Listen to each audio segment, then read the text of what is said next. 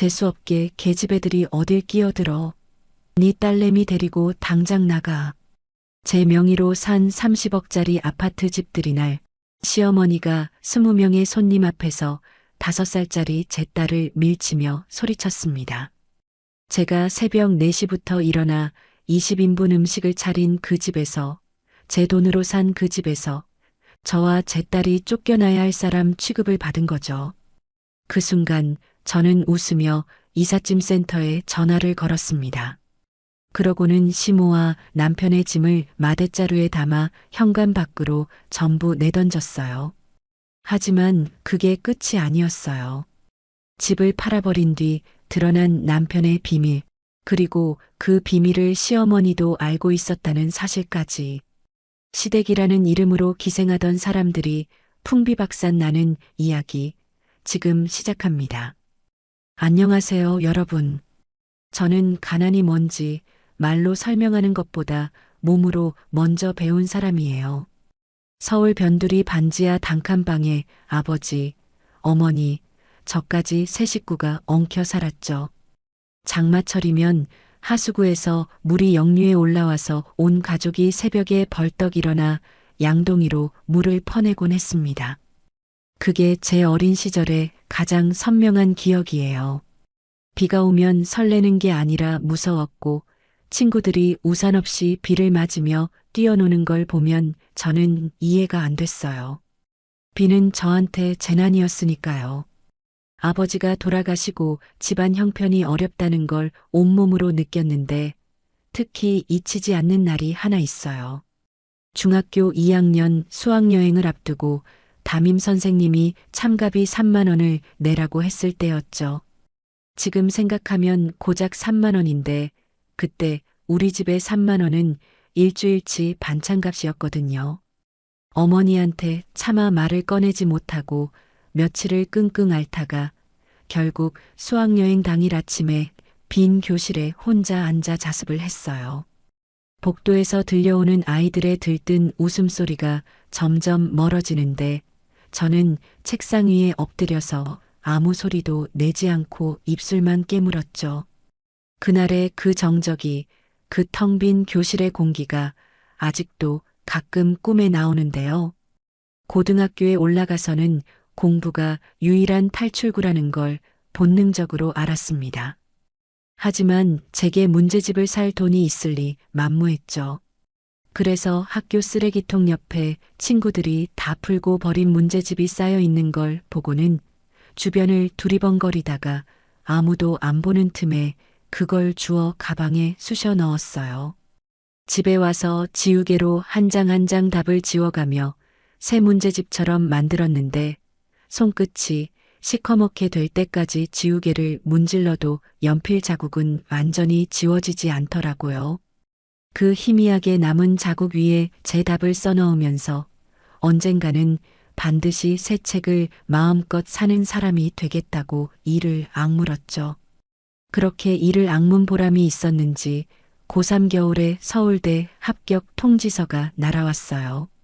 우체부 아저씨가 건네주는 그 갈색 봉투를 받아들고 현관문 앞에 쭈그려 앉아 한참을 울었는데, 그게 기쁨의 눈물만은 아니었어요.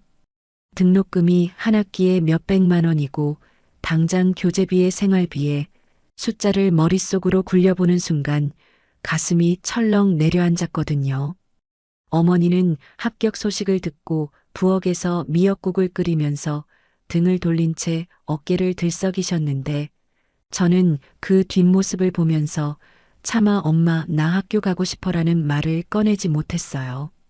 결국 저는 서울대 합격증을 서랍 깊숙이 밀어넣고 입학을 포기했죠.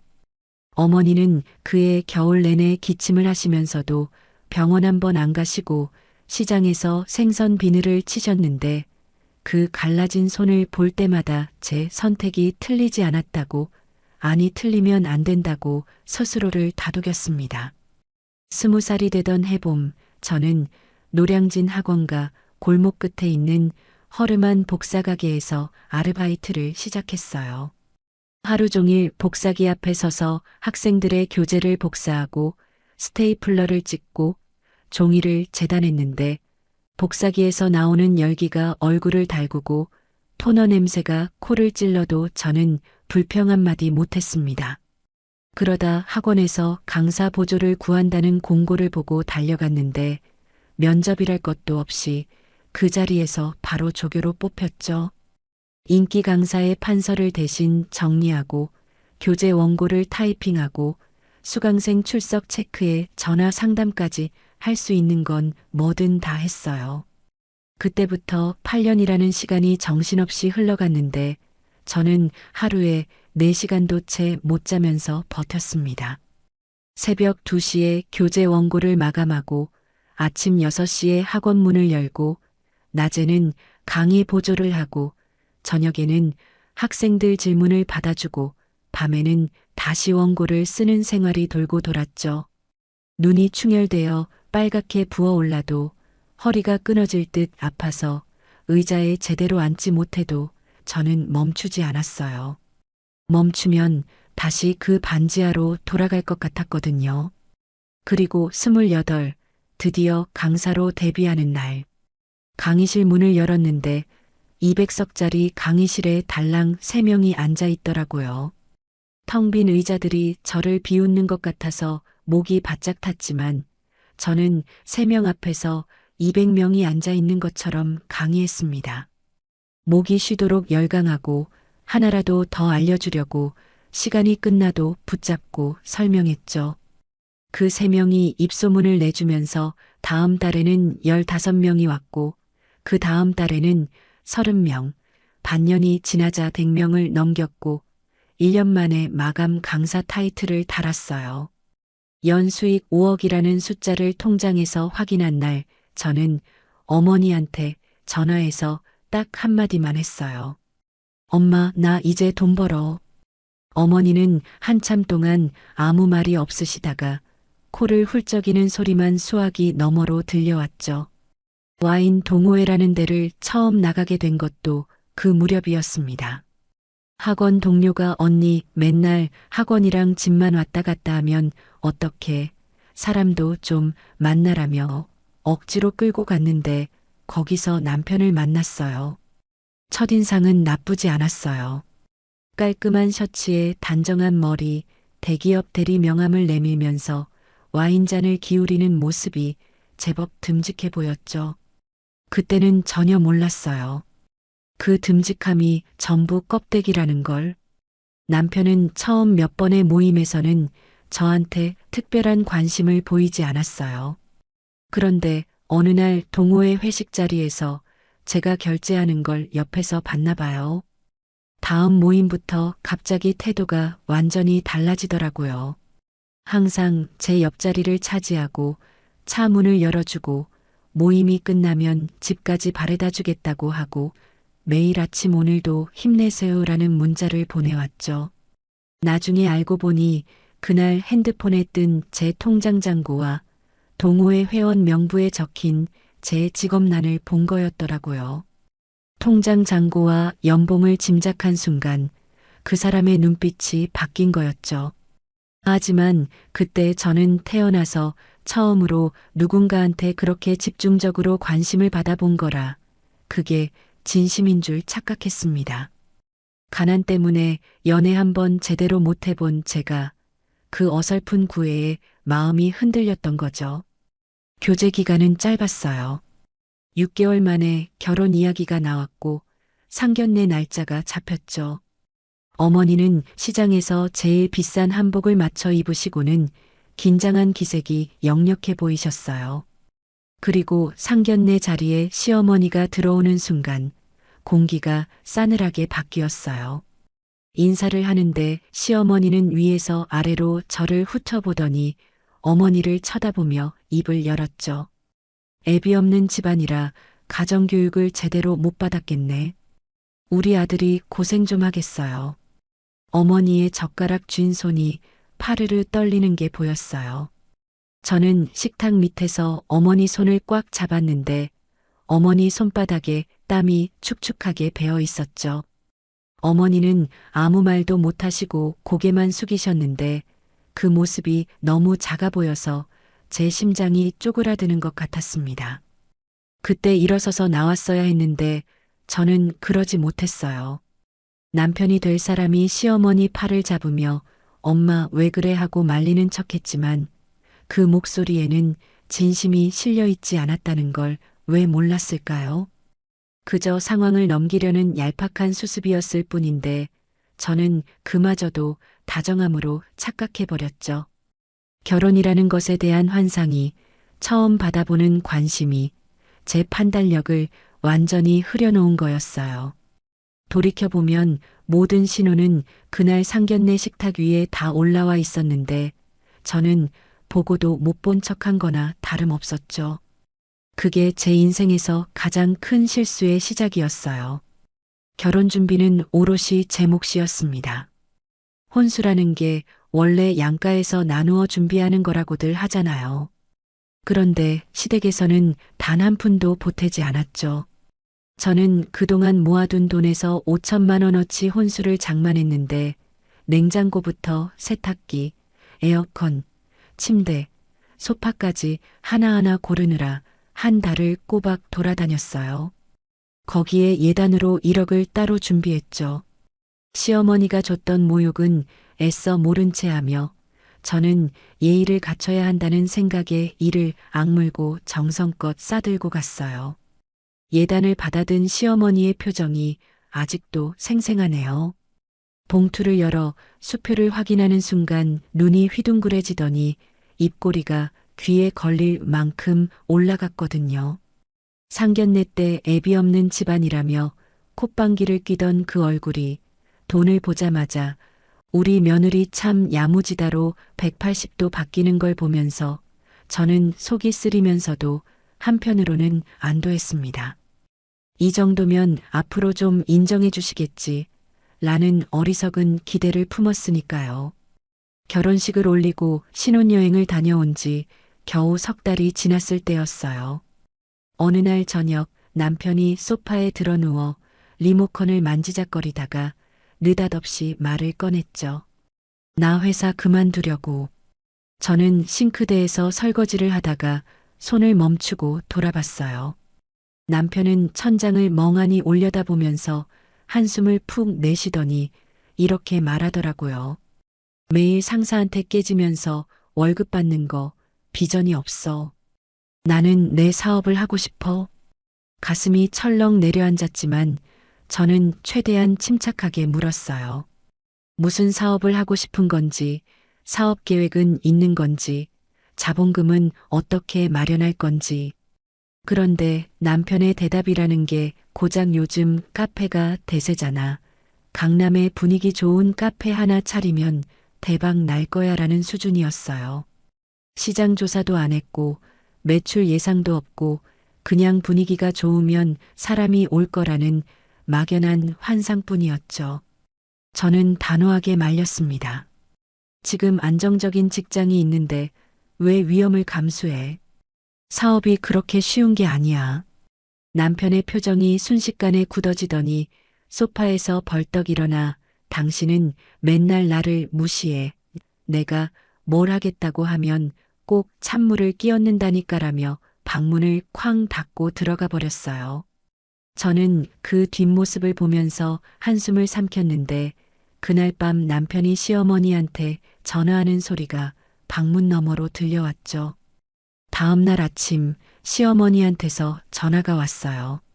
수화기 너머로 쩌렁쩌렁한 목소리가 고막을 때렸습니다. 얘 남자가 큰일을 하겠다는데 여자가 길을 꺾으면 어떡하냐. 남편이 뜻을 세우면 아내가 뒤에서 밀어줘야지. 그래야 집안이 흥하는 거야. 돈이 없으면 네가 대줘. 그 정도는 해야 마누라 노릇하는 거 아니냐. 저는 전화기를 쥔 손에 힘이 빠지면서 할 말을 잃었는데 시어머니는 제 대답을 기다리지도 않고 일방적으로 끊어버렸어요. 결국 남편의 끈질긴 설득과 시어머니의 압박에 못 이겨 저는 3억을 내주고 말았죠. 통장에서 3억이라는 숫자가 빠져나가는 순간 손가락 끝이 차갑게 식으면서 뭔가 크게 잘못되고 있다는 직감이 머리끝까지 올라왔어요. 하지만 이미 돈은 나간 뒤였고 저는 그 불안을 억누르면서 제발 잘 되기를 바랄 수밖에 없었죠. 남편은 카페를 오픈하고 처음 하루 이틀은 나름 열심히 하는 것 같았어요. 앞치마를 두르고 커피를 내리는 사진을 SNS에 올리면서 사장님의 하루라는 해시태그를 달더라고요. 그런데 그게 딱 이틀이었어요. 사흘째부터 매장은 알바생이 봐주면 되지라며 카페에 나가지 않기 시작했거든요. 아침에 눈을 뜨면 골프 약속이 잡혀 있고 오후에는 사업상 미팅이라며 나가더니 저녁 늦게 술 냄새를 풍기면서 들어왔죠. 카드 내역을 보면 골프장 그린피, 고급 레스토랑, 명품 매장 결제가 줄줄이 찍혀 있었어요. 저는 새벽부터 학원에 나가 목이 쉬도록 강의하고 있는데 남편은 제 돈으로 차린 카페를 방치한 채 사장 놀이에 취해 있었던 거죠. 결과는 불 보듯 뻔했습니다. 1년도 채 안 돼서 카페 매출이 바닥을 쳤고 월세를 감당하지 못해 결국 폐업 신고를 냈죠. 보증금 날아간 건 물론이고 권리금까지 몽땅 증발해서 남은 건 빚 1억뿐이었어요. 남편은 신용불량자가 됐고 저는 그 소식을 듣고 주저앉아서 한참을 멍하니 벽만 쳐다봤어요. 3억이 허공에 날아간 거잖아요. 제가 잠까지 줄여가며 목이 찢어지도록 강의해서 이를 악물고 한 푼 두 푼 모은 돈이 이 사람의 허세와 게으름에 녹아 없어진 거였으니까요. 그런데 시어머니의 반응이 정말 기가 막혔어요. 보통 아들 사업이 망하면 걱정을 하거나 수습 방법을 찾는 게 부모 아니겠어요. 시어머니는 점집을 다녀왔더라고요. 그리고 우리 집 현관문을 벌컥 열고 들어오더니 눈을 부라리면서 저를 가리켰죠. 용한 보살님이 그러시는데 네 살이 너무 세서 우리 아들 운을 깎아먹는 거란다. 네 기운을 눌러야 우리 아들이 다시 일어선다고 했어. 그러더니 제 옷장을 뒤져 속옷을 꺼내 들고 베란다로 나가 불을 붙이기 시작하는 게 아니겠어요. 기가 막혀 말리려고 하자 남편이 제 팔을 잡는 거예요. 엄마 성격 알잖아. 그냥 좀 하게 내버려둬. 금방 끝나. 연기가 피어오르는 베란다에서 저는 남편의 손을 뿌리치고 소화기를 가지러 뛰었는데 돌아왔을 때 이미 속옷 서너 장이 까맣게 타버린 뒤였어요. 시어머니는 쟤를 보면서 이제 좀 풀리겠다라며 고개를 끄덕이는데 저는 그 광경이 너무 비현실적이어서 꿈인가 싶었어요. 하지만 꿈이 아니었죠.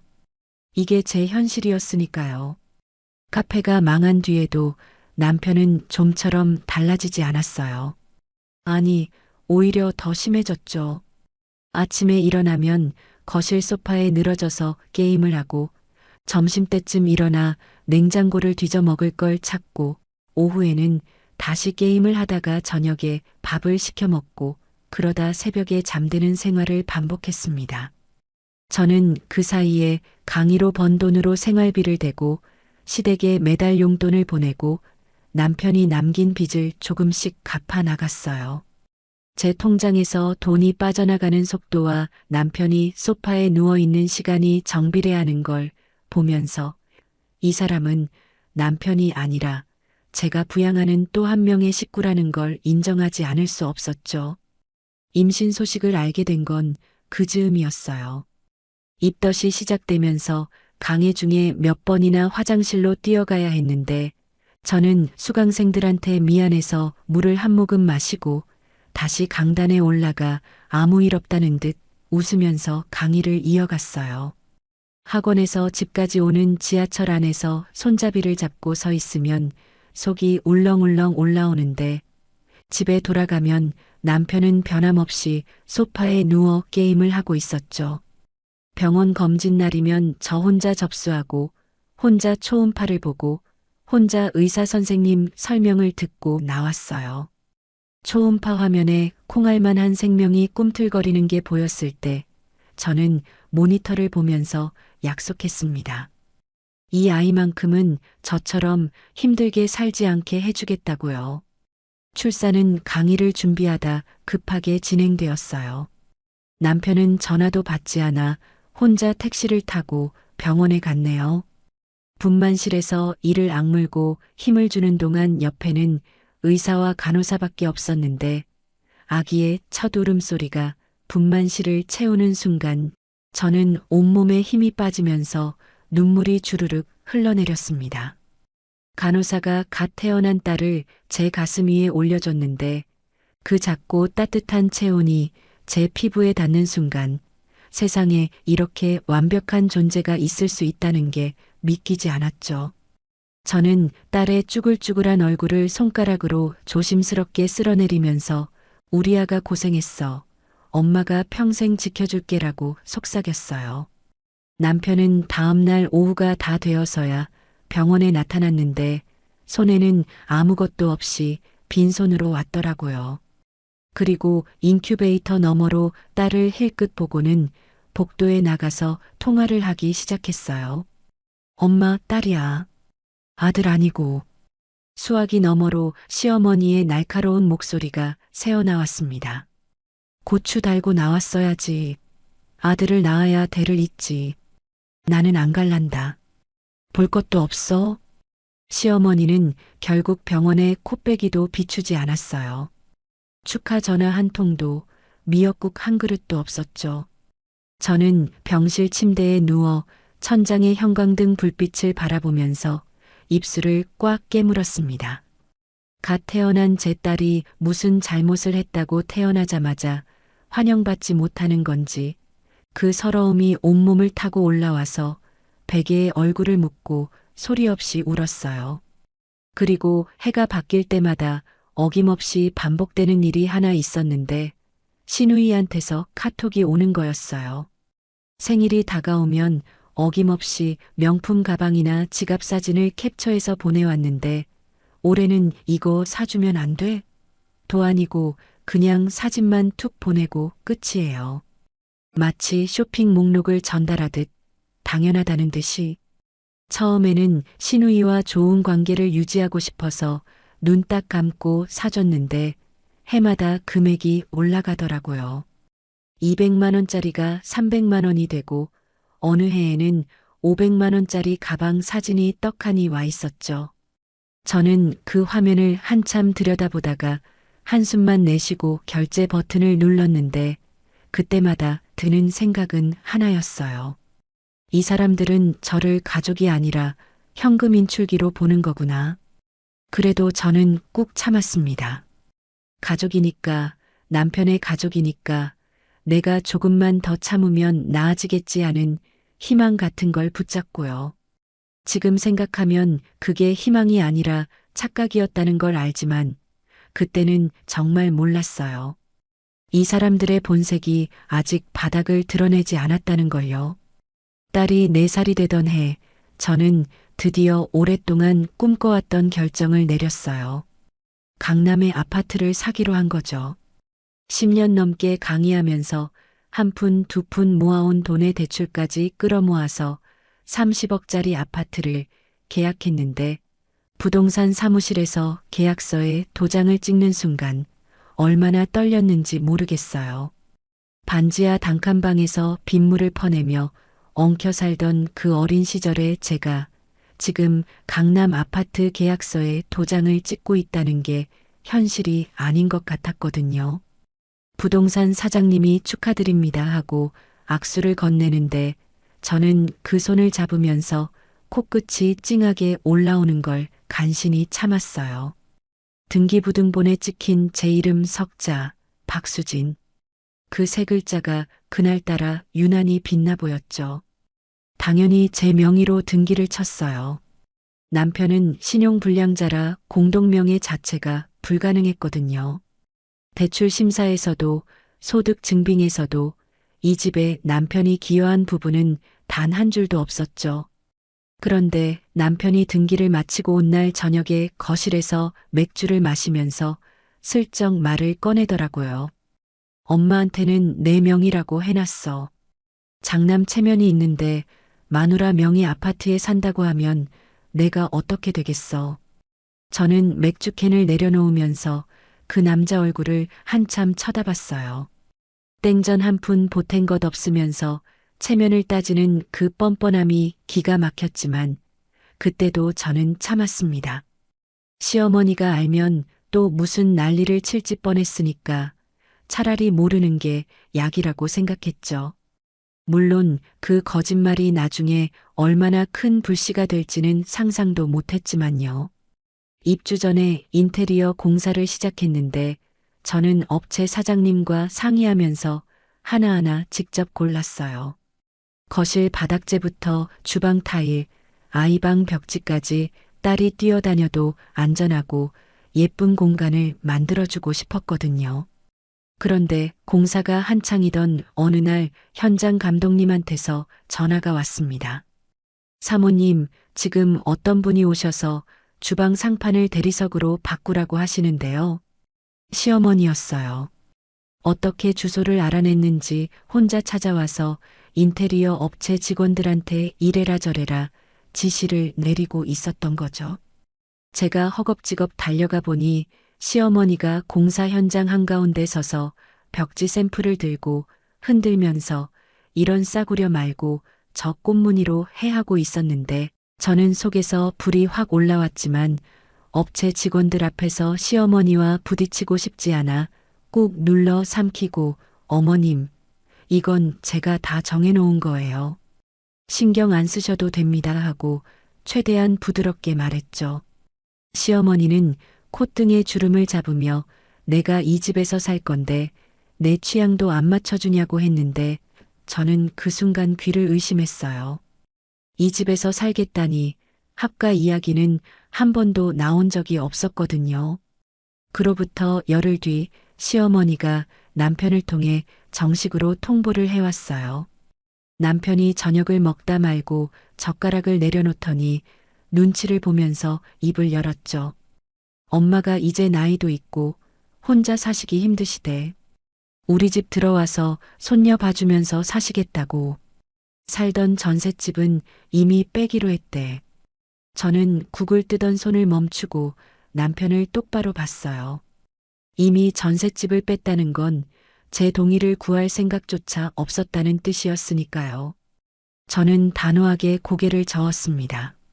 안 된다고, 합가는 절대 못한다고. 그동안 시어머니한테 당한 일들을 하나하나 짚어가면서 왜 함께 살 수 없는지 조목조목 설명했죠. 그랬더니 남편이 얼굴을 일그러뜨리면서 목소리를 높이는 거예요. 그럼 엄마가 갈 데가 없는데 길바닥에 나 앉게 하자는 거야? 네가 사람이야? 그 말이 가슴에 못처럼 박혔어요. 10년 넘게 시댁 용돈을 대고 남편 빚을 갚고 시누이 명품 선물까지 사주면서 이 가족을 위해 해온 게 산더미인데 시어머니 합가를 거부한다는 이유 하나로 페류나 취급을 받아야 하다니요. 저는 밥상 앞에서 주먹을 꽉 쥐고 참았는데 남편은 제 대답을 기다리지도 않고 자기 방으로 들어가 문을 닫아버렸죠. 며칠 뒤 이사 당일날 아침부터 이삿짐 센터 트럭이 오고 짐을 나르고 새 아파트에 하나씩 물건을 들여놓는데 딸이 빈 거실을 이리저리 뛰어다니면서 까르르 웃는 모습을 보니 제 마음도 살짝 풀렸어요. 드디어 우리만의 공간이 생겼다는 안도감에 잠깐이나마 숨을 돌렸죠. 그런데 오후 3시쯤이었나 현관 초인종이 울리길래 문을 열었더니 시어머니가 이삿짐 센터 직원을 대동하고 복도에 서 있는 거예요. 뒤에는 이삿짐 상자가 켜켜이 쌓인 카트가 줄지어 있었고 시어머니는 양손에 보따리를 들고 당연하다는 얼굴로 저를 지나쳐 현관에 발을 들여놓았어요. 저는 너무 황당해서 말이 안 나왔는데 시어머니는 거실을 둘러보더니 이 방은 해가 잘 드네. 여기가 내 방이야 하면서 안방을 가리켰어요.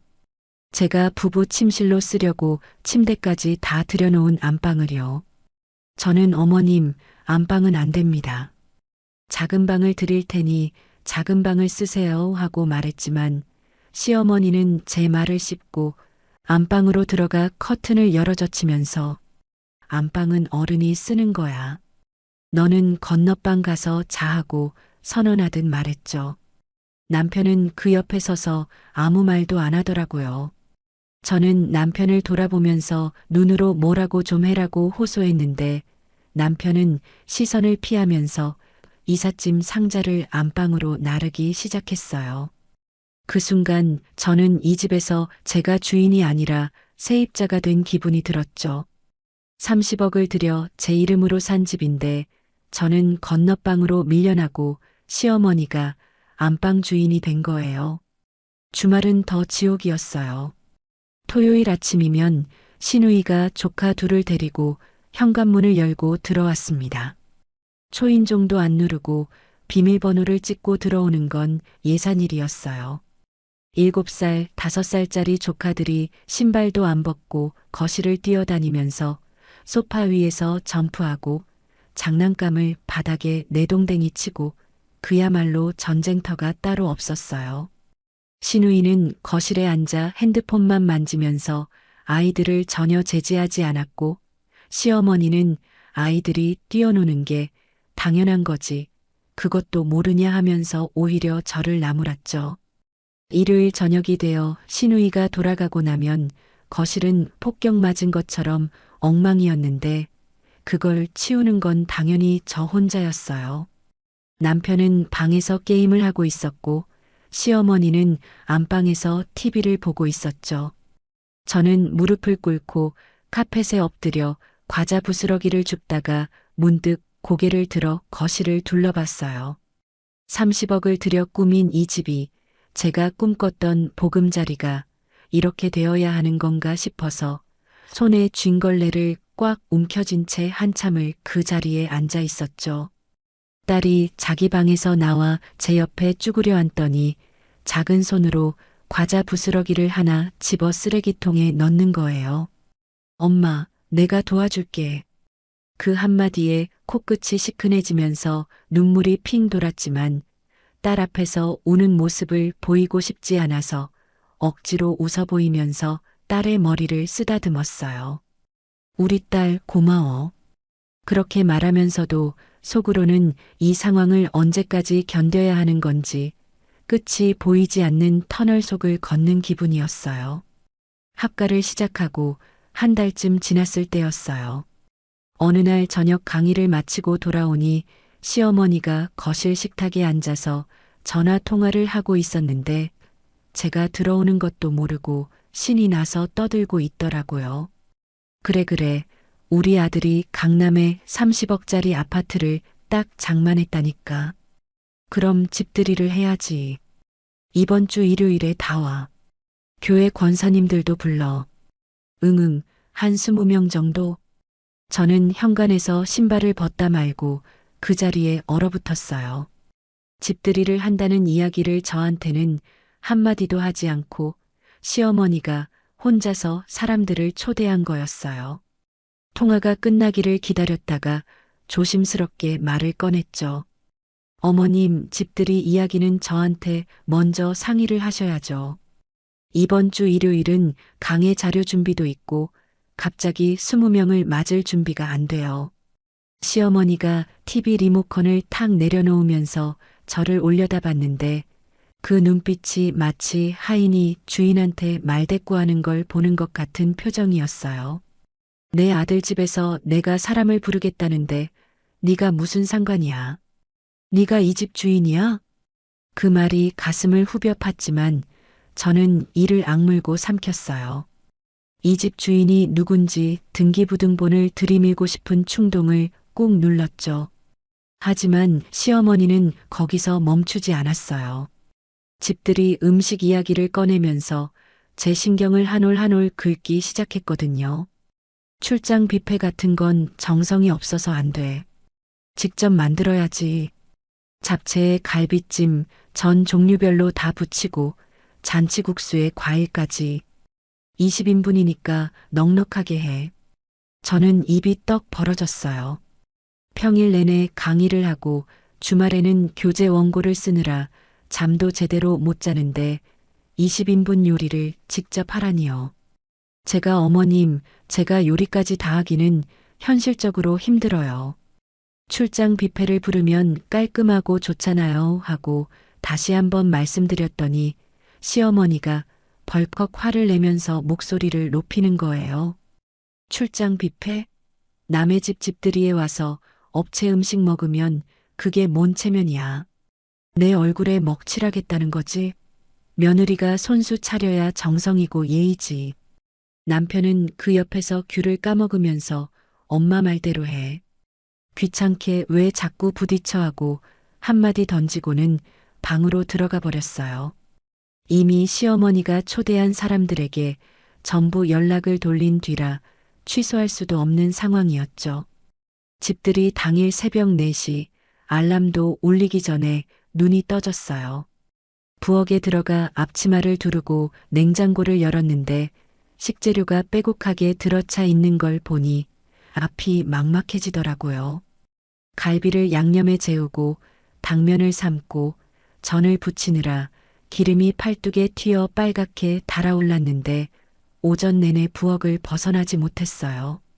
딸이 잠에서 깨 부엌으로 와 제 다리에 매달렸는데 뜨거운 기름 앞에 아이가 있으면 위험하니까 엄마 지금 바빠.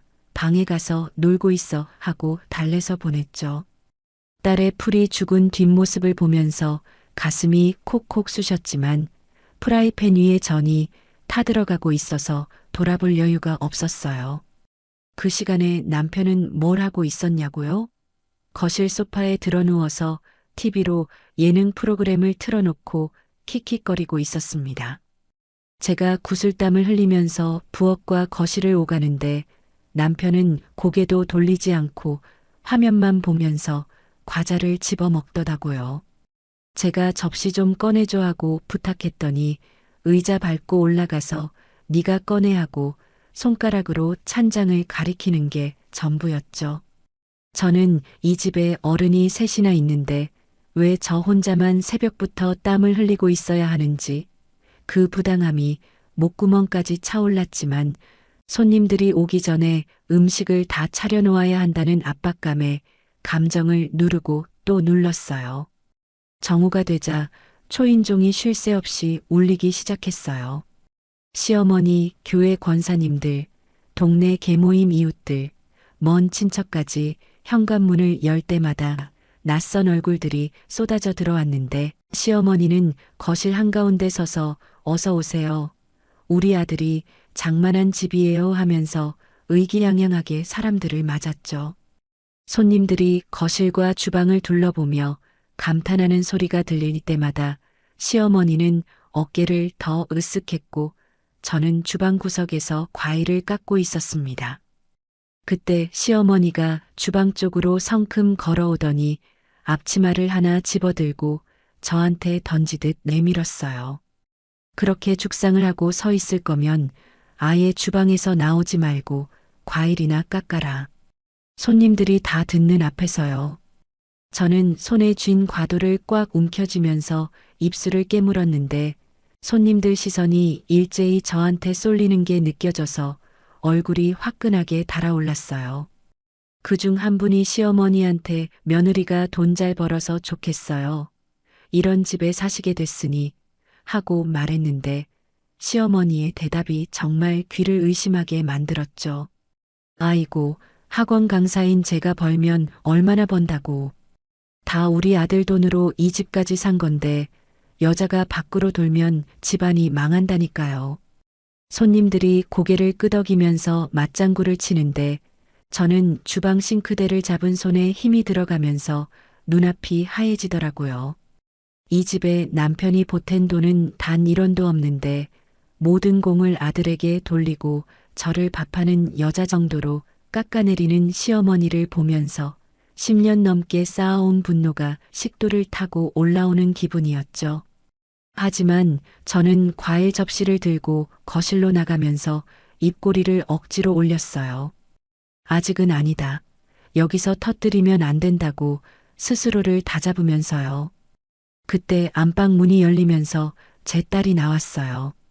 아이 방에서 혼자 놀다가 거실에 사람들 소리를 듣고 나온 거였는데 분홍색 드레스를 차려입고 머리띠를 하고 걸어 나오면서 손님들에게 꾸벅 인사를 했어요. 안녕하세요. 손님들이 어머 예쁘다 하면서 웃었는데 그 순간 시어머니의 표정이 일그러지는 게 보였어요. 시어머니가 딸에게 성큼 다가가더니 아이 팔을 움켜쥐고 거칠게 밀치면서 소리를 질렀죠. 재수없게 어디 계집애가 어른들 노는데 끼어들어. 부정 탄다. 부정 타.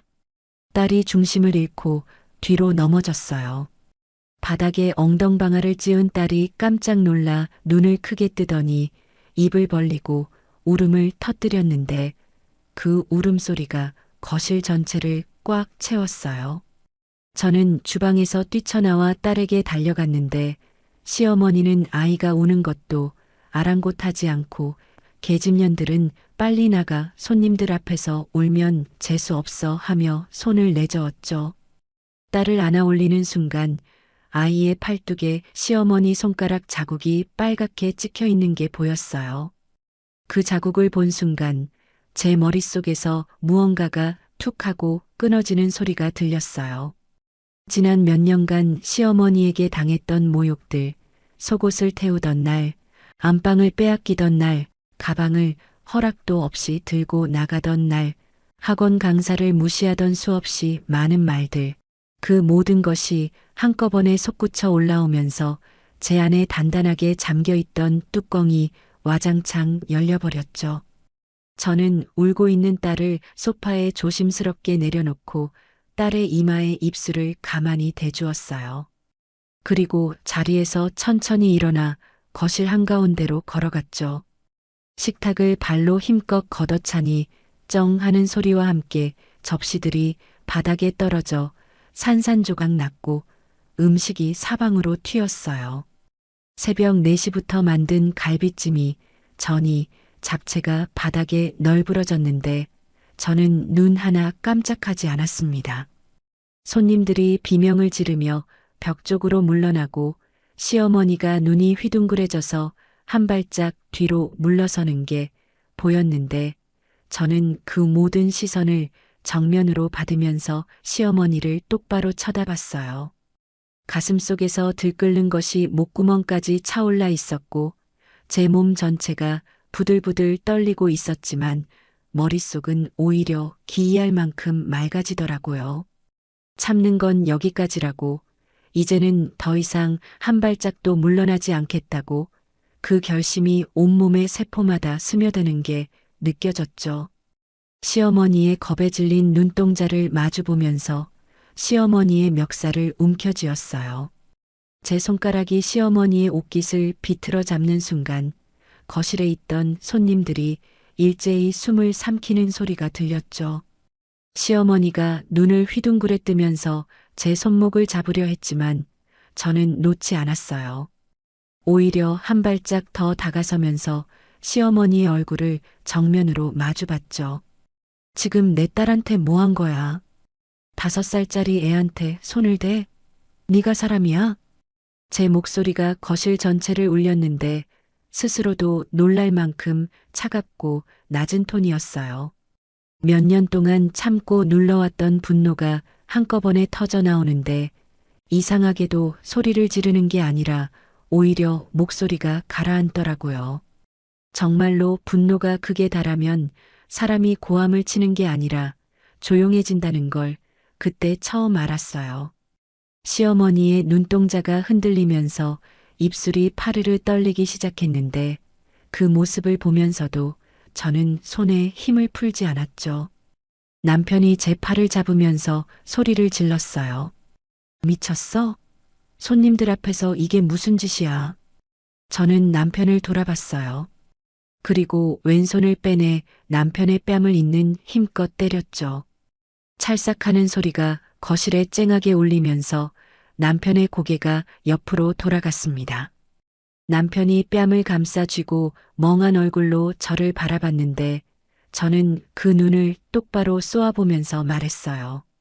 네 딸이 맞았는데 네가 지금 나한테 할 소리가 그거야? 손님 체면? 네 딸이 바닥에 넘어져서 울고 있는데 네 눈에는 손님들밖에 안 보여? 남편이 입을 벌렸다 닫았다 하면서 아무 말도 못했어요.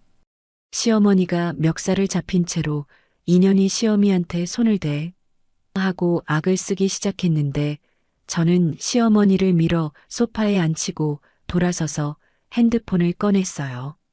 손가락이 떨렸지만 머릿속은 놀라울 정도로 차분하게 돌아가고 있었거든요. 이사할 때마다 이용했던 프리미엄 이삿짐 센터 김 팀장님 번호를 눌렀죠. 신호가 2번 울리고 전화가 연결되자 저는 떨리는 숨을 한번 고르고 말했습니다.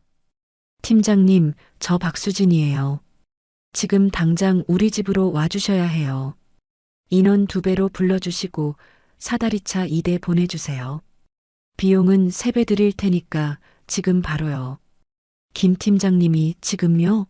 무슨 일이세요? 하고 당황한 목소리로 물었는데 저는 짧게 대답했어요. 짐 빼야 해요. 전부 다. 빨리 와주세요. 전화를 끊고 돌아서니 손님들이 현관 쪽으로 슬금슬금 빠져나가고 있었어요. 교회 권사님들이 서로 눈치를 보면서 가방을 챙기고 친척들이 신발을 더듬거리며 찾고 아까까지 시어머니 옆에서 맞장구를 치던 사람들이 눈도 마주치지 않으려고 고개를 숙인 채 문 밖으로 사라졌죠. 시어머니가 소파에서 벌떡 일어나면서 저를 가리키며 악을 썼어요. 너 이년아, 감히 시어미한테 이런 짓을 해? 내 아들 집에서 날 쫓아내겠다고? 두고 봐. 내가 가만 안 있어. 저는 거실 서랍장을 열어 파일 하나를 꺼냈어요. 입주할 때 정리해둔 등기권리증이었죠. 시어머니 눈앞에 그 서류를 펼쳐 들이밀면서 또박또박 말했어요. 여기 봐. 이 집 내 명의야. 박수진. 당신 아들 이름은 어디에도 없어. 이 집에 당신 아들이 보탠 돈은 땡전 한 푼도 없다고. 당신이 그렇게 자랑하던 아들은 신용불량자라 은행 대출도 못 받아. 이 집은 내가 새벽잠을 포기하고 목이 찢어지도록 강의에서 번 돈으로 산 집이야. 시어머니의 얼굴이 시뻘겋게 달아올랐다가 금세 하얗게 질리는 게 보였어요. 입을 벌렸지만 말이 나오지 않는지 입술만 달싹거리고 있었는데 남편이 옆에서 수진아, 일단 좀 진정해. 우리 얘기 좀 하자 하면서 제 팔을 잡으려 했어요. 저는 그 손을 탁 쳐내면서 말했죠. 얘기? 네가 나한테 얘기를 하자고? 몇 년을 얘기하자고 해도 엄마 성격 알잖아. 그 한마디로 다 넘기던 사람이 이제 와서 얘기를 해? 남편이 움찔하면서 한 발짝 뒤로 물러났어요. 그 비겁한 뒷걸음질을 보면서 저는 이 사람과의 결혼 생활에서 마지막 미련이라는 게 끊어지는 걸 느꼈죠.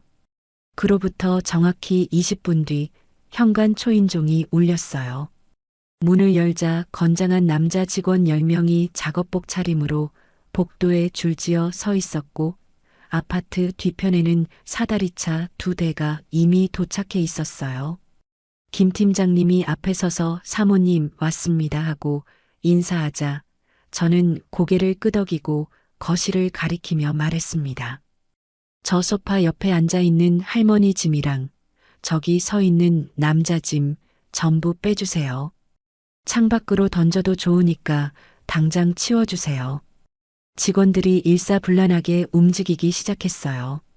시어머니 안방으로 들어가 옷장을 열고 옷들을 마대자루에 쓸어 담고 화장대 위에 화장품과 잡동사니를 상자에 넣었죠. 시어머니가 안방 문 앞에 떡 버티고 서서 내 물건에 손대지 마 하고 고함을 질렀지만 직원들은 저를 한번 쳐다보고는 멈추지 않고 작업을 계속했어요. 남편 짐 또한 마찬가지였습니다. 게임기, 골프채, 옷까지, 신발까지 남편의 물건이라는 물건은 전부 마대자루와 상자에 담겨 현관 밖 복도로 쌓여나갔죠. 남편이 골프채 가방을 붙잡으며 야, 이거 200만 원짜리야. 하고 소리를 질렀는데 저는 차갑게 한마디 던졌어요. 그 200만 원도 내 돈으로 산 거잖아. 남편의 손에서 힘이 빠지면서 골프채 가방이 바닥에 떨어졌어요.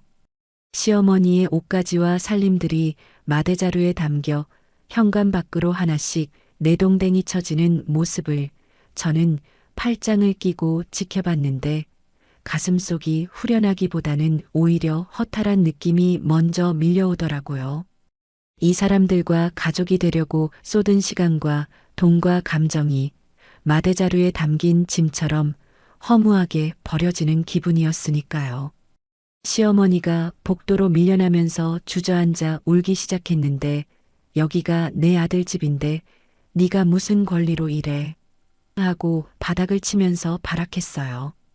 저는 복도로 나가 시어머니를 내려다보면서 입을 열었죠. 당신 아들은 제 돈으로 3억 날려먹고 신용불량자 된 사람이에요. 이 집 등기부등본에 당신 아들 이름 석 자 따위 없다고요. 거짓말에 속아서 여기까지 들어와 안방을 차지하고 내 가방을 들고 다니고 내 딸을 밀치고 이제 끝이에요. 시어머니의 울음소리가 복도에 쩌렁쩌렁 울렸지만 저는 뒤돌아 집 안으로 들어왔어요. 그리고 경비실에 전화를 걸었죠. 경비실이죠? 저 1201호 박수진인데요. 지금 외부인이 복도에서 소란을 피우고 있어요. 무단 침입이니까 퇴거 조치 부탁드립니다. 그러자 경비원 두 분이 올라와서 시어머니와 남편을 엘리베이터까지 안내했어요. 시어머니는 끝까지 내가 다시 올 거야. 두고 봐. 하고 소리를 질렀지만 엘리베이터 문이 닫히는 순간 그 목소리가 뚝 끊겼죠. 현관문을 닫고 거실로 돌아오니 음식이 바닥에 널브러져 있었고 식탁은 한쪽으로 밀려나 있었고 곳곳에 짐을 빼면서 생긴 먼지가 떠다니고 있었어요. 엉망진창인 거실 한가운데 서서 주위를 둘러보는데 소파 위에 딸이 쿠션을 끌어안고 웅크리고 있는 게 보였죠. 눈물 자국이 양볼에 말라붙어 있었고 눈이 빨갛게 충혈되어 있었는데 저를 올려다보면서 작은 목소리로 말했어요. 엄마, 할머니 갔어? 그 한마디에 가슴이 무너지는 것 같았습니다. 딸에게 다가가 무릎을 꿇고 아이를 품에 안았는데 딸의 작은 몸이 아직도 미세하게 떨리고 있는 게 느껴졌어요. 딸의 등을 토닥토닥 두드리면서 속삭였죠. 응, 갔어. 이제 괜찮아.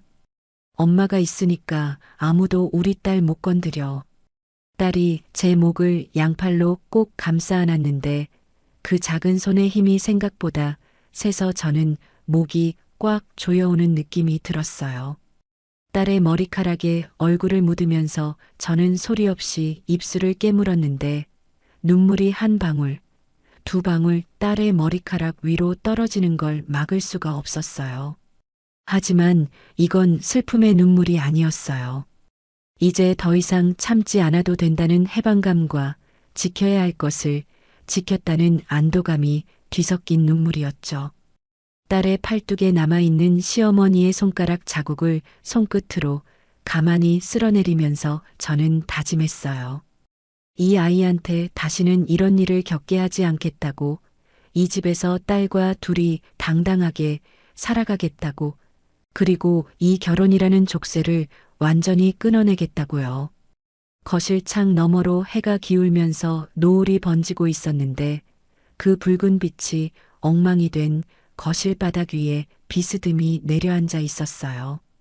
저는 딸을 안은 채로 그 노을을 한참 바라봤죠. 끝난 게 아니라 이제 시작이라는 걸 알고 있었거든요.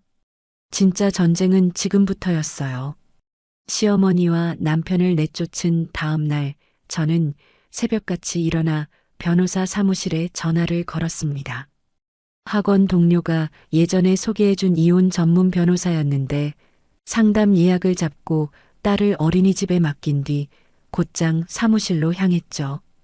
변호사 사무실 문을 열고 들어가 자리에 앉자마자 저는 단도직입적으로 말했어요. 이혼 소송하려고 왔어요. 최대한 빨리 진행해 주세요. 변호사가 안경 너머로 저를 한번 바라보더니 수첩을 펼치면서 결혼 생활에 대해 하나씩 물어보기 시작했는데 저는 준비해간 자료들을 테이블 위에 쭉 펼쳤어요.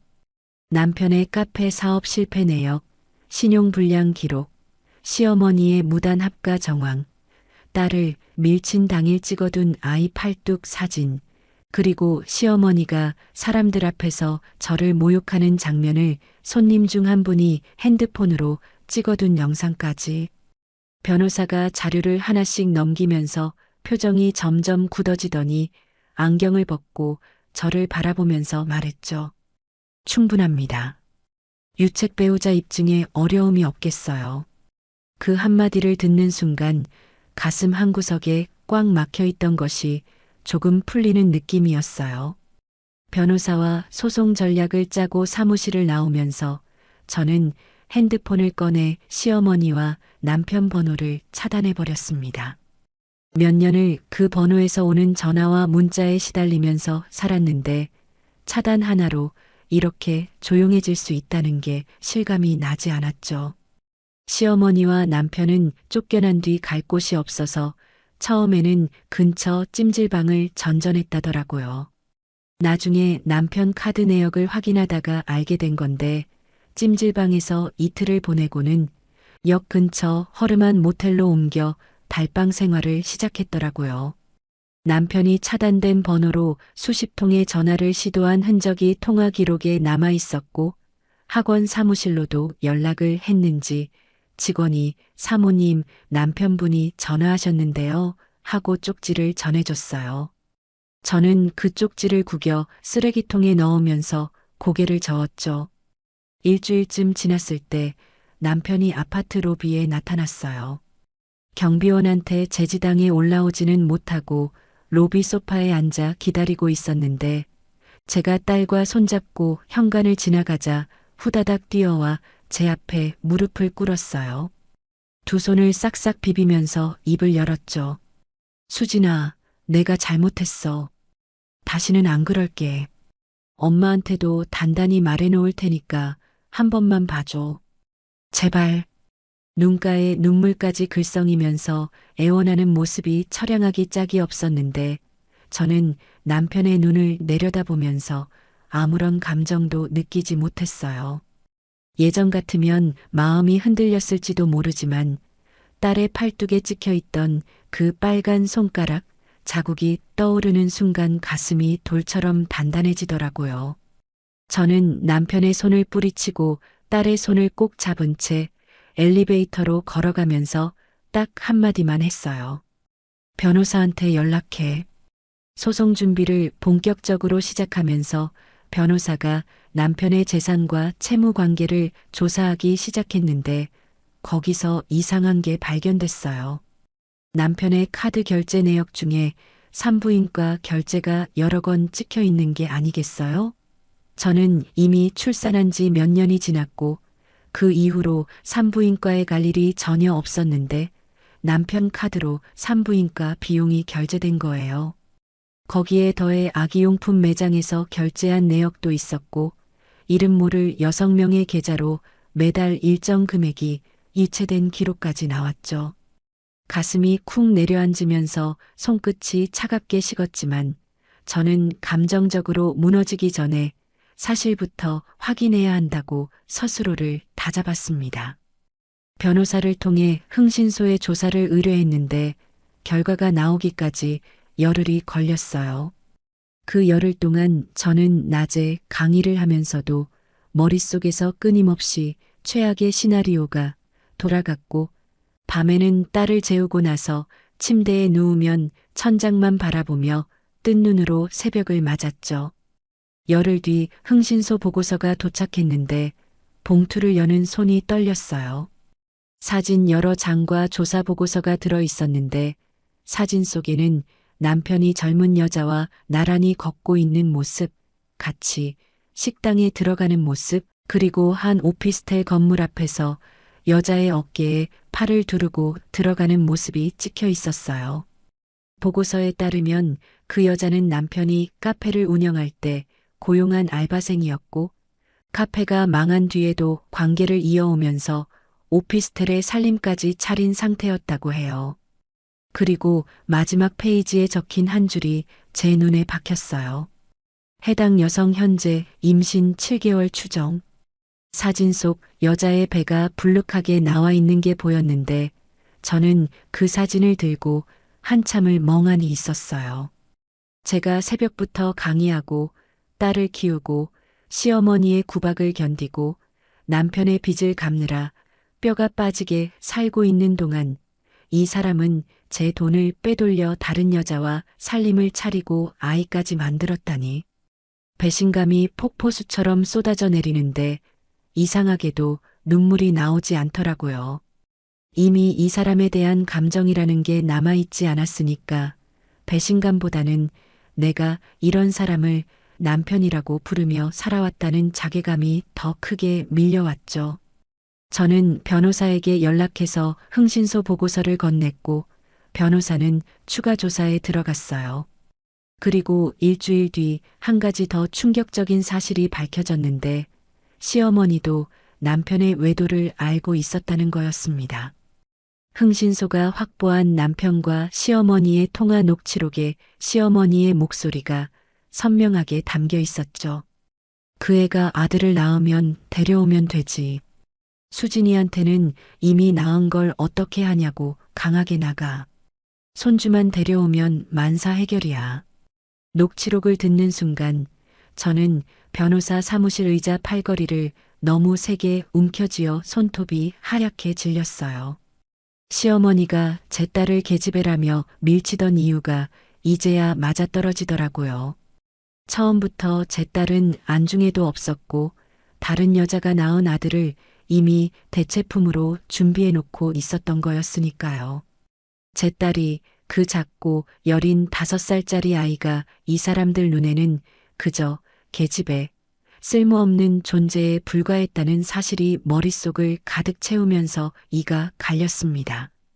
남편에게 증거를 들이밀자 남편의 반응은 가관이었어요. 미안하다고 하거나 잘못했다고 하는 게 아니라 오히려 저를 탓하더라고요. 네가 맨날 밖으로 돌면서 집에 신경도 안 쓰니까 내가 외로워서 그런 거잖아. 네가 나한테 잘했으면 내가 왜 밖에서 바람을 피워? 그 말을 듣는 순간 제 입에서 실소가 터져 나왔어요.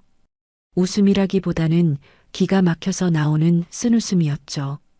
제가 밖으로 돈 게 아니라 이 집 살림을 제가 안 하면 아무도 할 사람이 없으니까 죽어라 일한 거였는데 그걸 외도의 이유로 갖다 대는 그 뻔뻔함 앞에서 더 이상 대화가 필요 없다는 걸 확신했어요.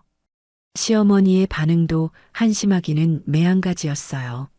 남편이 시어머니한테 수진이가 다 알게 됐다고 연락하자 시어머니가 학원 앞까지 쫓아와서 저를 붙잡고 뭐라고 했는지 아세요? 임신한 애한테 해코지하면 천벌 받는다. 뱃속에 내 손주가 있는데 네가 감히 건드리면 안 돼. 제 딸은 계집애라며 밀치고 부정탄다며 소리를 질렀던 사람이 다른 여자 뱃속에 있는 아이는 손주라며 감싸는 그 이중성이 너무 역겨워서 돌아서서 걸어가는데 뒷덜미가 차갑게 서늘해지더라고요. 저는 발걸음을 멈추지 않고 학원 안으로 들어가면서 뒤도 돌아보지 않았어요. 그날 밤 딸을 재우고 아이방 불을 끄는데 딸이 이불 속에서 저를 올려다보면서 물었어요. 엄마, 아빠는 언제 와? 그 한마디에 가슴이 찢어지는 것 같았습니다. 아빠가 왜 갑자기 사라졌는지, 왜 엄마가 매일 밤 불을 끄고 나서 거실에서 한참을 멍하니 앉아 있는지 5살짜리 아이가 알 리 없었죠. 저는 딸의 이마를 쓸어내리면서 웃어 보이려 했는데 입꼬리가 올라가지 않았고 결국 딸을 꼭 안으면서 엄마가 있잖아. 엄마가 아빠 목까지 다 해줄게 하고 속삭였어요. 딸이 제 품에서 스르르 잠이 들었는데 아이의 규칙적인 숨소리를 들으면서 저는 다짐했죠. 이 아이만큼은 절대로 상처받지 않게 지키겠다고. 다음 날 아침 저는 변호사에게 접근 금지 가처분 신청을 부탁했어요. 남편과 시어머니가 아파트 근처에, 학원 근처에, 어린이집 근처에 얼씬도 못하도록 법으로 벽을 세워달라고요. 변호사가 서류를 준비하는 동안 저는 학원에 출근해 강의를 했는데 그날 수업이 끝나고 강의실을 나오는데 복도에서 수강생 2명이 수군거리는 소리가 들렸어요. 박수진 강사, 이혼한다면서 남편이 바람 피웠대. 학원가에 소문이 돈 거였어요. 어떤 경로로 새어나갔는지 모르겠지만 이혼녀 강사라는 꼬리표가 붙기 시작하면서 다음 달 수강 등록이 눈에 띄게 줄어버렸습니다. 제가 수년간 쌓아올린 커리어에 금이 가고 있는데 저는 강의실 문을 닫고 빈 의자들을 바라보면서 주먹을 꽉 쥐었어요. 한때 3명으로 시작해서 일타 강사까지 올라온 사람인데 이 정도의 무너질 저는 아니라고 스스로에게 말하면서 다시 강단에 올라갔죠. 포기라는 단어는 제 사전에 없었으니까요. 수강생이 줄어든 강의실을 보면서 저는 이틀 밤을 꼬박 고민했어요. 소문을 무시하고 묵묵히 강의만 할 것인지 아니면 정면으로 돌파할 것인지. 제 성격을 아는 분들은 이미 답을 짐작하셨을 거예요. 저는 도망치는 쪽을 택한 적이 한 번도 없었거든요. 쓰레기통에서 문제집을 주워 공부하던 그때도 수강생 3명 앞에서 강의하던 그때도 저는 늘 정면으로 부딪혔으니까요. 다음 강의 시간 저는 강단에 올라가 마이크를 잡았어요.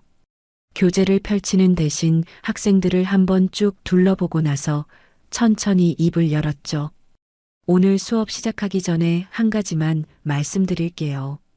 아마 소문으로 들으신 분도 계실 텐데 저 지금 이혼 소송 중이에요.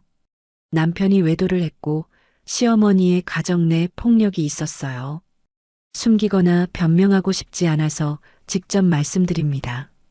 강의실이 조용해졌어요. 학생들이 숨소리도 내지 않고 저를 바라보고 있었는데 저는 마이크를 쥔 손에 힘을 주면서 이어갔죠. 제가 여러분 앞에 서 있는 이유는 하나예요. 강의를 잘하는 것. 제 사생활이 제 강의의 질을 떨어뜨리지는 않을 겁니다. 여러분이 저를 선택하신 이유도 그거잖아요. 이혼녀 강사라는 꼬리표가 불편하신 분은 환불해 드릴게요. 하지만 남아주시는 분들께는 지금까지보다 더 좋은 강의를 약속드립니다. 몇 초간 정적이 흐르고 맨 뒷줄에서 누군가 박수를 치기 시작했어요. 1명, 2명, 점점 퍼지더니 강의실 전체가 박수 소리로 가득 찼죠. 어떤 학생은 강사님 힘내세요 하고 소리쳤고 어떤 학생은 자리에서 일어나 엄지를 치켜 세웠어요. 저는 눈시울이 뜨거워지는 걸 느끼면서 고개를 숙여 마이크에 대고 감사합니다 한마디를 겨우 내뱉었는데 목소리가 갈라져 나오는 바람에 학생들이 웃으면서 다시 박수를 쳐줬어요. 그 박수 소리가 제 등을 떠밀어주는 것 같아서 저는 코끝을 훌쩍이고 나서 교재를 펼치며 아무 일 없었다는 듯 강의를 시작했죠. 그날 이후 일이 놀랍게 돌아갔어요.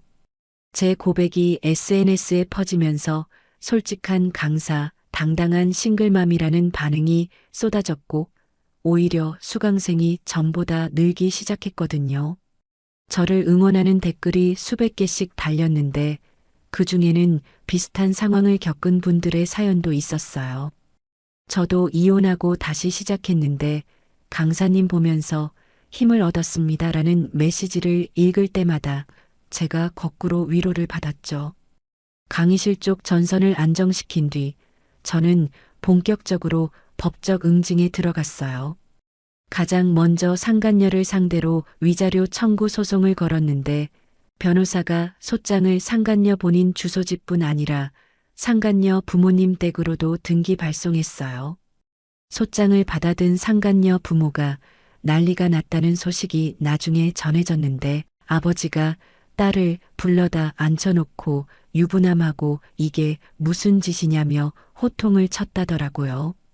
상간녀는 남편에게 울면서 전화를 해서 당신 때문에 내 인생이 망가졌다고 따졌다는데 저는 그 이야기를 전해 듣고도 단 한 톨의 동정심이 생기지 않았어요.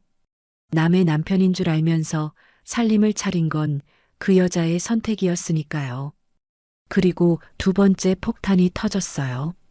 변호사가 남편의 금융거래 내역을 추적하던 중에 제 명의로 된 대출 신청건이 하나 발견된 거예요.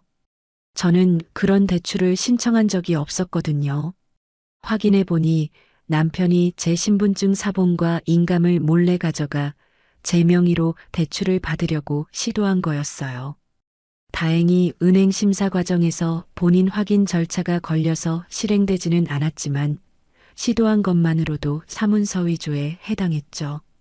저는 즉시 경찰서에 가서 사문서 위조로 형사 고소장을 접수했어요. 고소장을 쓰는 동안 손끝이 떨리긴 했지만 펜을 놓지 않았어요. 이 사람에게 더 이상 온정을 베풀 이유가 없었으니까요. 남편이 궁지에 몰리기 시작하자 시어머니가 또 나섰어요. 이번에는 우리 아파트 앞에서 1인 시위를 하겠다며 피켓까지 만들어 들고 나타났는데 며느리가 시어미를 내쫓았다. 인륜을 저버린 패륜녀라는 문구를 매직으로 휘갈겨 쓴 종이를 목에 걸고 전문 앞에 서 있었어요. 경비원이 연락해 와서 CCTV로 확인하니 시어머니가 정문 앞 인도의 접이식 의자를 펴놓고 앉아서 지나가는 입주민들한테 우리 며느리가 어쩌고저쩌고 하며 하소연을 늘어놓고 있더라고요. 입주민 몇 분이 처음에는 가던 길을 멈추고 구경했지만 시어머니의 이야기를 듣다가 고개를 절레절레 흔들면서 미친 노인네 아니야? 하고 수군거리며 가버렸대요. 결국 경비원과 관리사무소에서 퇴거 요청을 하자 시어머니는 의자를 접으면서 내가 다시 올 거야 하고 소리쳤지만 그 뒤로는 다시 나타나지 않았어요. 아마 동네 사람들의 싸늘한 시선이 생각보다 따갑게 느껴졌나 보죠. 한편 남편 쪽에서는 더 가관인 일이 벌어졌어요. 남편이 상간녀에게 아내랑 이혼하고 재산 분할받아서 올게. 30억짜리 아파트 반은 내 거니까 걱정하지 말라고 큰 소리를 쳐왔던 모양인데 그게 전부 거짓말이었다는 게 들통난 거예요.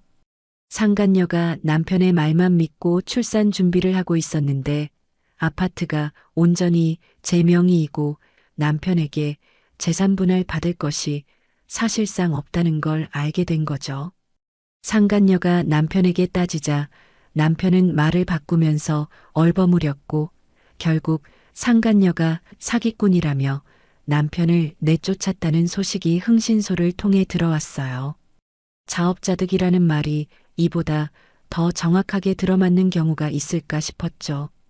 변호사가 남편의 빚 문제도 추가로 파헤쳤는데 남편이 제 명의 카드를 몰래 발급받아 쓴 내역이 줄줄이 나왔어요. 저는 그 카드를 신청한 적이 없었고 사용한 적도 없었죠. 변호사가 은행과 카드사에 자료를 요청해 본인 서명이 위조되었음을 입증했고 저는 명예 도용에 대한 추가 고소까지 진행하면서 해당 채무에 대한 변제 의무를 완전히 벗어났어요. 제 이름으로 생긴 빚이 하나하나 제 어깨에서 벗겨지는 과정을 보면서 이 사람과의 인연이라는 것이 얼마나 독이 되어 있었는지를 처음부터 끝까지 실감했죠. 재판은 생각보다 빨리 진행됐어요. 남편은 사문서 위조와 사기 혐의로 기소되었는데 법정에서 남편을 마주한 순간 저는 가슴이 서늘해지면서도 한편으로는 담담했어요. 증인석에 앉아 증거 자료를 설명하는 동안 남편은 피고인석에서 고개를 푹 숙이고 있었는데 예전에는 소파에 드러누워 세상 편한 얼굴로 게임을 하던 그 사람이 법정에서 고개를 들지 못하는 모습이 비참해 보이면서도 동정심이라는 감정은 끝내 올라오지 않았어요. 판결은 집행유예 2년에 사회봉사 200시간이었는데 남편은 판결을 듣고 법정을 나서면서도 저를 한 번 쳐다보지 못했죠. 시어머니한테도 보응이 돌아갔어요. 그렇게 감싸던 상간녀가 남편에게서 받을 게 없다는 걸 알자마자 연락을 끊고 사라져버린 거예요.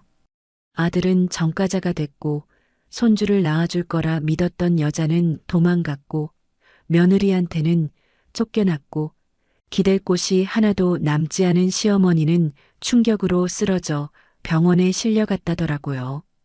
요양병원에 입원했다는 소식을 나중에 전해 들었는데 저는 그 소식을 듣고 한참을 창밖을 바라보다가 고개를 돌려 딸의 방문을 바라봤어요.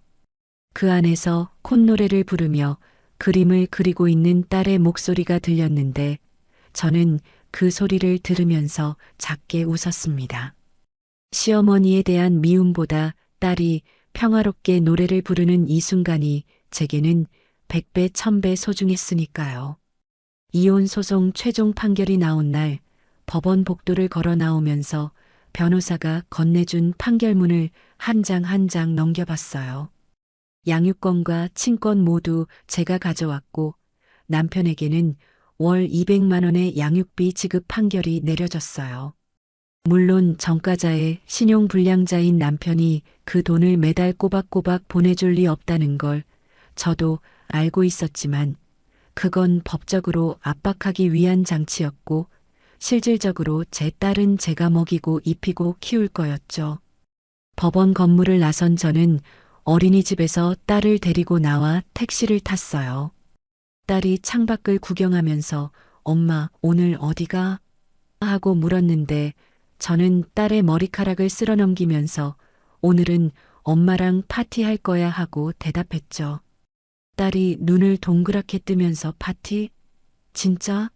하고 되물었는데 그 초롱초롱한 눈동자를 보는 순간 오늘만큼은 세상 모든 걱정을 내려놓고 이 아이와 마음껏 웃어야겠다는 생각이 들었어요. 택시가 도착한 곳은 한강이 내려다 보이는 호텔 뷔페였어요. 딸의 손을 잡고 레스토랑 안으로 들어가니 통유리 너머로 한강 위에 햇빛이 부서지면서 반짝이고 있었는데 딸이 그 풍경을 보더니 입을 쩍 벌리면서 와, 엄마 물이 반짝반짝해 하고 소리쳤어요. 식당 안에 있던 사람들이 고개를 돌려 딸을 바라보면서 웃었는데 저는 딸의 손을 꼭 잡은 채 창가 자리로 걸어가면서 생각했죠. 이 아이의 이 환한 웃음을 지키기 위해 제가 여기까지 온 거라고요.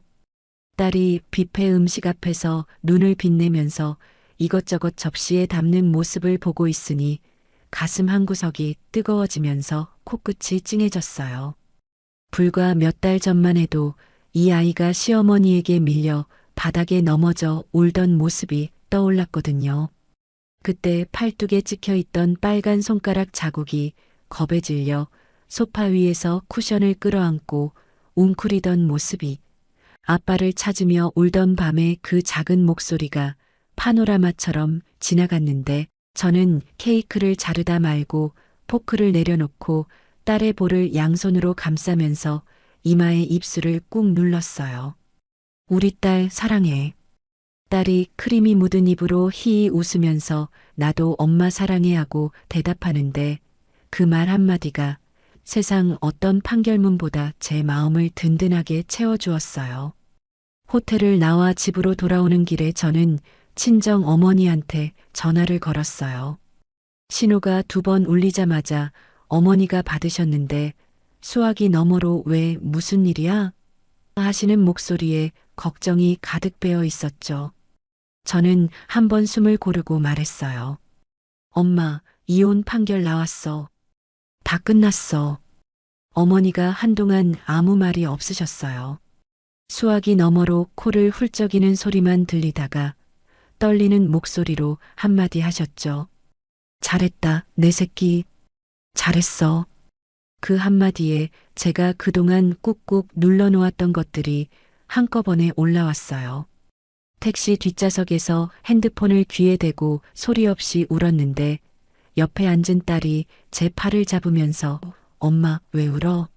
하고 걱정스러운 눈으로 올려다봤어요. 저는 딸에게 웃어 보이면서 엄마 안 울어.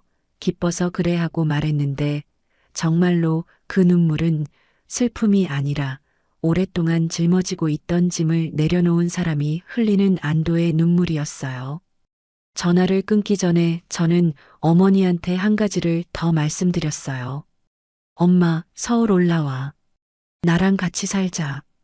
어머니가 또 한참을 말을 잇지 못하시다가 내가 올라가면 짐만 되지 괜히 패 끼치는 거 아니냐 하시길래 저는 단호하게 말했죠. 엄마가 짐이라니. 내가 모시고 싶어서 그러는 거야. 딸이 외할머니를 얼마나 좋아하는데. 제발 와. 어머니가 코를 훌쩍이시면서 알았어, 알았어. 내 딸이 오라는데 안 가면 섭섭하지 하고 웃으셨는데 그 웃음 뒤에 섞인 울음기를 저는 놓치지 않았어요. 어머니도 기다리고 계셨던 거예요. 딸 옆에서 살 수 있는 날을. 일주일 뒤 어머니가 서울로 올라오셨어요. 짐이라고는 캐리어 하나뿐이었는데 아파트 현관문을 열고 들어오시는 어머니의 눈이 휘둥그레지면서 입이 벌어지더라고요. 넓은 거실과 통유리 너머로 보이는 도시 풍경을 한참 둘러보시다가 주방으로 걸어가셨는데 대리석 조리대 위에 손을 올려놓으시면서 손끝으로 천천히 쓸어보시는 거예요. 시장에서 생선 비늘을 치시느라 갈라지고 거칠어진 그 손이 매끈한 대리석 위를 움직이는 모습을 보면서 저는 현관에 서서 그 뒷모습을 바라봤어요. 어머니가 돌아서시면서 눈시울을 붉히며 말씀하셨죠. 내 딸 덕분에 이런 호강을 다한다.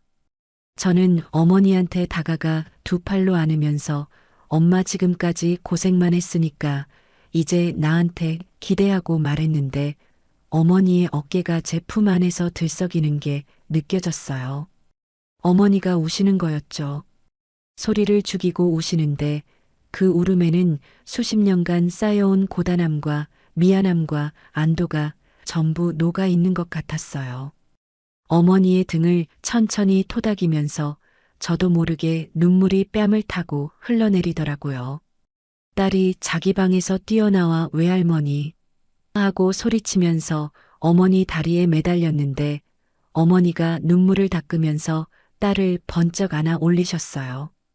딸이 어머니 볼에 뽀뽀를 하면서 할머니 이제 안 가지? 하고 물었고 어머니가 안 가 할머니 이제 여기서 우리 공주님이랑 같이 살 거야 하고 대답하시니 딸이 두 팔을 들어 만세를 부르면서 야호 하고 환호했어요. 그 모습을 보면서 저는 이 집에 처음으로 진짜 가족의 온기가 채워지는 걸 느꼈죠.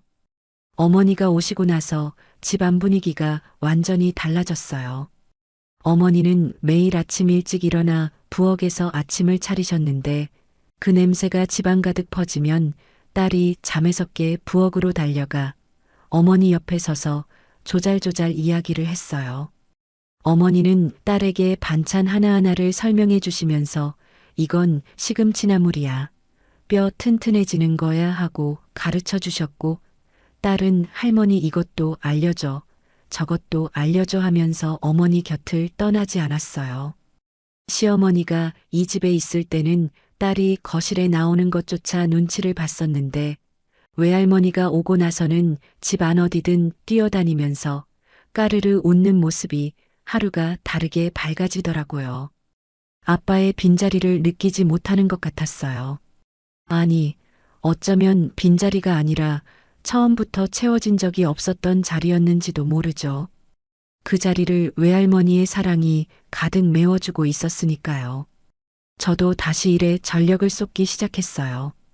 이혼 과정에서 잠시 흔들렸던 커리어가 오히려 반등하면서 수강생이 역대 최고치를 기록했고 저는 그 기세를 몰아 오랫동안 준비해왔던 제 이름을 건 교재를 출판했어요. 표지에 박수진이라는 이름 석자가 찍힌 책을 처음 손에 쥐었을 때 쓰레기통에서 남의 문제집을 주워 지우개로 지우던 그 시절에 제가 떠올라서 책 표지를 한참이나 쓸어봤어요. 교재는 출판되자마자 입소문을 타고 베스트셀러에 올랐는데 서점 진열대에 제 책이 쌓여 있는 걸 보면서 저는 얼마나 뿌듯했는지 모르겠어요. 이게 내가 걸어온 길의 결과라고, 반지하에서 시작해서 여기까지 왔다고 말이죠. 그 즈음 유튜브 채널도 개설했어요. 처음에는 학습 관련 콘텐츠를 올리려 했는데 구독자들이 제 이혼 이야기와 싱글맘으로서의 일장에 더 큰 관심을 보이더라고요. 그래서 솔직하게 육아 이야기, 재테크 노하우, 혼자서도 당당하게 사는 법 같은 영상을 올리기 시작했는데 구독자가 눈덩이처럼 불어나면서 인플루언서라는 타이틀까지 달게 됐습니다. 댓글에 강사님 덕분에 용기를 얻었어요. 저도 이혼을 고민 중인데 강사님 보면서 결심했어요. 같은 메시지가 올라올 때마다 제가 겪은 아픔이 누군가에게는 빛이 될 수 있다는 사실에 가슴이 벅차오르면서도 동시에 이 길을 걷기까지 얼마나 많은 밤을 울었는지를 떠올리면 마음이 복잡해지기도 했어요. 어느 날 저녁 딸을 재우고 거실에 나와 핸드폰을 확인하니 모르는 번호로 문자가 와 있었어요. 수진아, 나야. 돈 좀 보내줘. 제발. 남편이었어요. 아니, 전 남편이었죠. 나중에 알게 된 건데 상간녀에게도 차이고 전과 기록까지 생긴 뒤로 제대로 된 직장을 구하지 못해 공사판을 전전하고 있다더라고요. 저는 그 문자를 읽고 아무런 감정의 파동도 느끼지 못했어요. 예전 같으면 안쓰러운 마음에 조금이라도 보냈을지 모르지만 이제 그 사람은 제 삶에서 완전히 지워진 이름이었으니까요. 저는 문자를 읽고도 답장하지 않았어요. 익십이라는 게 이렇게 시원할 수 있다는 걸 그때 처음 알았죠. 그리고 바로 번호를 변경했어요. 아주 깔끔하게 끊어내고 싶었으니까요. 계절이 바뀌고 또 바뀌어 딸이 초등학교에 입학하는 날. 아침 일찍 딸에게 새 교복을 입히고 머리를 묶어주는데 딸이 거울 앞에서 이리저리 돌아보면서 엄마 나 예뻐? 하고 물었어요. 저는 딸의 어깨를 잡고 거울 속 아이를 바라보면서 세상에서 제일 예뻐하고 대답했는데 거울 속에서 어머니가 뒤에서 걸어오시는 게 보였어요. 어머니도 아침부터 말끔하게 차려입으시고 손에는 딸이 좋아하는 김밥을 도시락으로 싸들고 계셨죠. 학교 정문 앞에 도착하니 다른 가족들이 삼삼오오 모여 있었어요. 아빠, 엄마가 양쪽에서 아이 손을 잡고 있는 모습, 할아버지, 할머니까지 온 가족이 총출동한 집, 카메라를 들고 사진을 찍느라 분주한 부모들. 저는 한순간 딸의 왼쪽 손이 비어 있다는 게 눈에 들어왔는데 어머니가 아무 말 없이 다가와 딸의 왼손을 잡아주셨어요. 저는 오른손을, 어머니는 왼손을. 딸이 양손을 잡힌 채로 신이 나서 팔을 흔들면서 교문을 향해 걸어갔는데 사진을 찍어주겠다면서 다가온 옆집 엄마가 카메라를 들고 하나, 둘, 셋 하고 외쳤어요. 저는 카메라를 향해 웃으면서 딸의 손을 꼭 잡았는데 제 왼편에 서 계신 어머니의 손도 딸의 손을 꼭 잡고 있는 게 느껴졌죠. 그 순간 찍힌 사진이 지금도 거실 액자에 걸려 있어요. 세 사람이 나란히 서서 웃고 있는 사진. 아빠가 없는 자리가 빈 것이 아니라 우리 셋만으로도 충분히 완전하다는 걸 증명하는 사진이에요. 입학식이 끝나고 딸을 교실에 보낸 뒤 저는 어머니와 학교 앞 카페에 앉아 커피를 마셨어요. 어머니가 커피잔을 감싸주면서 창밖을 바라보시다가 조용히 말씀하셨죠. 수진아, 엄마가 너한테 항상 미안했어. 어릴 때 수학여행도 못 보내주고 대학도 못 보내주고 엄마가 돈이 없어서 네가 그렇게 고생한 건데. 저는 어머니의 손을 잡으면서 고개를 저었어요. 엄마가 미안해할 거 하나도 없어. 내가 이렇게 된 건 엄마가 뒤에서 버텨준 덕분이야. 시장에서 생선 팔면서 병원도 안 가면서 나 뒷바라지한 거 다 알아. 그러니까 이제는 엄마가 행복할 차례야. 어머니가 커피잔 너머로 눈물을 글썽이시면서도 입꼬리를 올리셨는데 그 미소가 제가 본 어머니의 표정 중에 가장 편안했어요. 시장 좌판 위에서 칼을 쥐고 있던 그 거친 손이 지금은 따뜻한 커피잔을 감싸고 있다는 게 저한테는 세상 어떤 성공보다 값진 장면이었죠. 그날 밤 딸과 어머니가 잠든 뒤 저는 혼자 거실에 나왔어요. 냉장고에서 와인 한 병을 꺼내 잔에 따르고 소파에 앉아 통유리 너머 한강을 내려다봤죠. 밤의 한강 위로 다리 위에 불빛들이 길게 늘어져 수면에 반사되고 있었는데 마치 누군가 강물 위에 금빛 실을 풀어놓은 것처럼 보였어요. 와인잔을 기울이면서 지난 세월이 파노라마처럼 흘러갔어요. 반지하 단칸방의 곰팡이 냄새, 텅 빈 교실에서 혼자 자습하던 수학여행 날, 쓰레기통에서 주운 문제집, 서울대 합격증을 서랍에 넣던 밤, 복사 가게의 토너 냄새, 수강생 3명 앞에서 목이 쉬도록 강의하던 날, 와인 동호회에서 만난 그 남자의 거짓 미소, 시어머니의 모욕, 딸의 울음소리, 식탁을 걷어찬 그날, 법정에서 마주한 남편의 고개 숙인 뒷모습, 전부 흉터처럼 남아 있었지만 그 흉터가 지금의 저를 만들었다는 걸 알고 있었어요. 상처가 없었으면 이만큼 단단해지지도 못했을 거고, 아프지 않았으면 이만큼 간절하게 행복을 붙잡지도 못했을 거예요. 반지하에서 시작한 인생이 30억 아파트 거실까지 왔는데 그 거리를 재는 단위는 돈이 아니라 제가 흘린 땀과 눈물과 이를 악문 밤들의 수였죠. 와인을 한 모금 머금으면서 창밖을 바라보는데 유리에 비친 제 얼굴이 보였어요. 다크서클이 좀 내려앉아 있고 눈가에 잔주름이 생겼지만 그 눈빛만큼은 20살 때보다 훨씬 맑고 단단했어요. 저는 유리에 비친 제 눈을 바라보면서 작게 중얼거렸죠. 인생 참 살만하네. 안방에서 딸이 잠꼬대를 하는 소리가 희미하게 들려왔고 건너방에서는 어머니의 고른 숨소리가 새어나왔어요. 이 집의 시어머니의 고함 소리도 남편의 게임 소리도 시누이 조카들의 난장판도 없었어요. 오직 제가 사랑하는 사람들의 숨소리만이 이 집을 가득 채우고 있었죠. 저는 와인잔을 내려놓고 소파에 깊이 기대면서 눈을 감고 미소를 지었습니다. 내일도 새벽에 일어나 강의 준비를 해야 하고 교재 원고 마감이 코앞이고 유튜브 영상도 찍어야 하지만 그 모든 바쁜 내일이 두렵지 않았어요. 오히려 기대가 됐죠. 제 힘으로 일어선 사람만이 느낄 수 있는 내일에 대한 단단한 기대. 그게 지금 제 가슴 한가운데를 따뜻하게 채우고 있었으니까요. 여기까지 수지님의 이야기였습니다. 반지하 단칸방에서 시작해 맨손으로 인생을 일으켜 세운 사람이 가장 믿었던 가족에게 뒤통수를 맞고도 끝내 무너지지 않았죠. 보통 사람이라면 한두 번쯤은 주저앉았을 텐데 수지님은 딸의 팔뚝에 남은 손가락 자국 하나에 맹수처럼 일어났습니다. 참는 게 미덕이라는 말, 가족이니까 감수해야 한다는 말, 그 말들 뒤에 숨어서 자신을 갉아먹고 있던 시간을 스스로 끊어낸 거였죠. 누군가는 이 이야기를 들으면서 내 이야기 같다고 느끼셨을 수도 있고, 누군가는 아직 그 자리에서 이를 악물고 참고 계실 수도 있습니다. 참는 것과 견디는 것은 다르다는 걸 수진님이 온몸으로 보여줬다고 생각합니다.